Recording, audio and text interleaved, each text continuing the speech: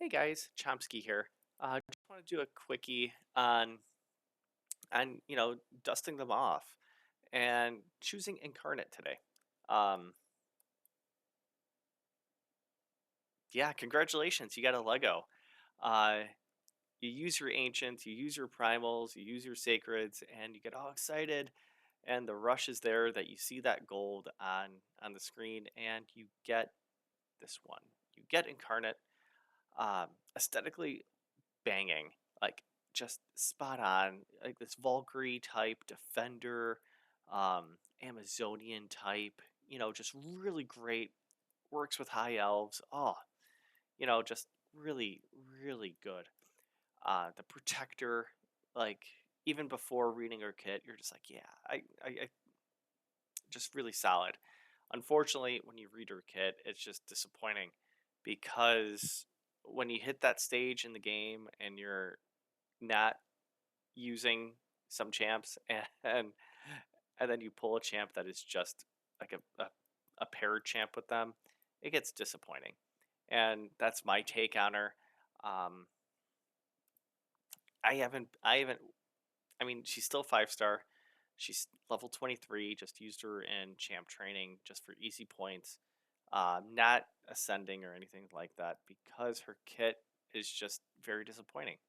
She's attacking an enemy twice. Each hit, provoke, goes up to 50% chance. So basically a 75% chance to have provoke on them. Sweet. If Arbiter's on the team, 10% chance. Okay. All right. Protector. I get it.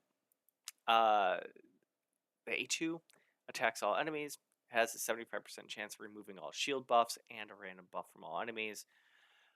Okay, then places a shield buff on all allies for 2 turns. That shield is based on her defense. Cool. 3 turn cooldown. I could dig it. Needs accuracy for this. Kind of weird because you're expecting shield buffs from, in PvP, that's going to be protected. Protection sets are everywhere. So this is going to be highly restricted to those levels of the game where people are not having 9-piece protection or 6-piece protection or 4-piece protection. So, all right, early game, this is really solid. It's I'm jaded because I am pretty much end game, and pulling an incarnate is just disappointing for me. But if you're early game and you pull this could be really solid. I mean, she's defense based. A shield is based on defense. I think this could be good. Okay. And plus it's an AoE, so that's not so bad. Here in her A3, a 3-turn cooldown, 1 booked, ally protection for 2 turns, places a strengthen as well. So, all right, we get 25% more total stats and defense and offense, like basically everything. Okay, cool. Like, that's solid. 3-turn cooldown, just a protection, a support. Eh. And then here she's increasing accuracy for each ally under ally protection. So basically another 60 accuracy or 50 or 100, so okay. One kill, like thinking about Hydra here. One killed resets a cooldown of Destiny's Call from Arbiter. Hmm, all right. So a revive essentially. That's in the cards. Okay. And then the last passive increases this champion's resistance by 20. All right, that's cool. I get that. That's self resistance. That's self accuracy. Okay. All right. This champion also receives 20% of the damage. All right. Grumble. She's gonna be high defense, high HP as well. So okay, I get it. Take it on. And then if any arbiter's about to get killed, place an unkillable buff on her for 1 turn. Okay. Just in the nick of time. I kind of like Godseeker, I guess. Meh. Mm. Like my ambivalence and my hatred for the incarnate is just I don't like using arbiter and being tethered with arbiter when arbiter doesn't do anything for the incarnate. just kind of sucks. It's very selfish, very one-sided, and if Plarium would have unlocked something in Arbiter that has another feature with the Incarnate, I'd be a lot more prone to using her. At this stage where I am, I'm not using Arbiter for much, and I am not wasting a valuable spot on Incarnate. So that is why she remains 5-star. I have sold my blessings that I've got for her. I got a 6-star on her, and I was like, I'm never going to use her. So I sold it. Um, I've not put on any relics, not used any masteries on her. She's not even booked. Um, the way that I would gear her is just make her stupid fast. Basically, Arbiter minus 5 speed is Incarnate. Busting out the accuracy.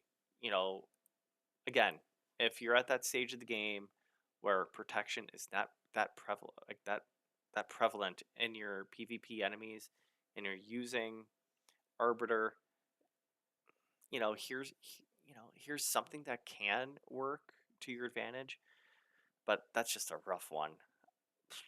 So, all right, so crank up the speed, crank up the defense, to get that shield on us.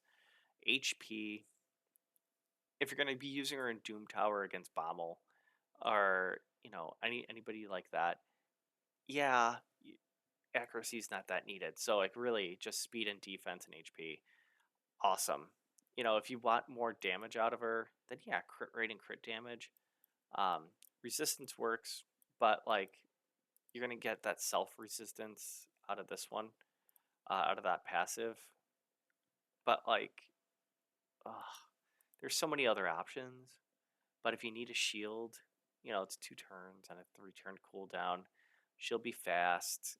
It kind of works, but overall, like totally deserves these 2s, these 1s. Like totally deserves it. Like I I find no fault in this.